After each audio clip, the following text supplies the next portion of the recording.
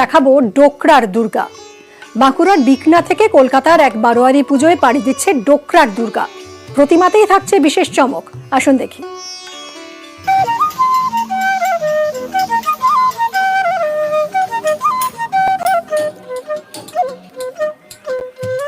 বাঁকুড়ার বিকনা গ্রাম জুড়ে ডোকরা শিল্পীদের বাস। বাজার ছেয়েছে ডোকরার গয়নায়। এবার প্রতিমাতেও ডোকরার চমক। পুজোর আগে কলকাতা পাড়ি দিল বাঁকুড়ার বিকনা গ্রামের ডোকনা প্রতিমা। প্রতিমার উচ্চতা প্রায় 5.5 ফুট। প্রতিমা শিল্পীর দাবি, এত বড় প্রতিমা এই প্রথম।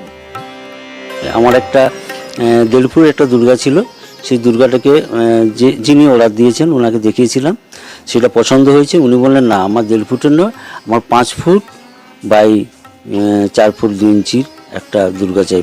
7,50,000 টাকায় এই ডিল হলো। আমার খুব আশা ছিল যে এমন একটা জিনিস তৈরি করি যেন যেটা আজ পর্যন্ত হয়তো দুর্গা তৈরি হয়েছে, কিন্তু এত বড় দুর্গা তৈরি হয়নি। 5 ফুটের হয় আগে তো জানতাম না, এই প্রথম দেখলাম যে এত বড় মূর্তি, আর অ্যাকিউরেসিটা এত ভালো, দেখে মনে হচ্ছে না যে কোথাও কিছু মুখ ব্যাকা বা কিছু, একদম পারফেক্ট।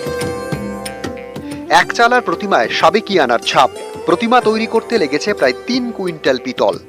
প্রায় 2.5 মাস মতো সময় গেছে। 5-7 জন মিলে করেছি, 2.5 মাস মতো। অনেক বড় জিনিস তো, ওমনিতে পিতল প্রায় 2.5 থেকে 3 কুইন্টাল মতো পিতল গেছে একে ঢালাই করতে। কলকাতা থেকে যখন প্রতিমা তৈরির বরাত পান শিল্পী হরেন্দ্রনাথ রানা, প্রথমে একটু অস্বস্তিতেই ছিলেন শিল্পী। এত বড় দুর্গা বানানো কি সম্ভব হবে? শেষমেশ চ্যালেঞ্জটা নিয়েই ফেলেন। তবে একা নয়, 7 জন শিল্পীর রাত দিনের পরিশ্রমেই গড়ে উঠেছে এক চালার ডোকরার দুর্গা। এই শিল্পশৈলী দেখতে সুদূর বাঁকুড়া নয়, বিষ্ণুপুর থেকেও মানুষজন ছুটে আসছেন বাঁকুড়ার শিল্পডাঙ্গা ডোকরা গ্রামে। বাঁকুড়ার ডোকরা গ্রাম থেকে প্রিয়ব্রত গোস্বামী, নিউজ 18 বাংলা।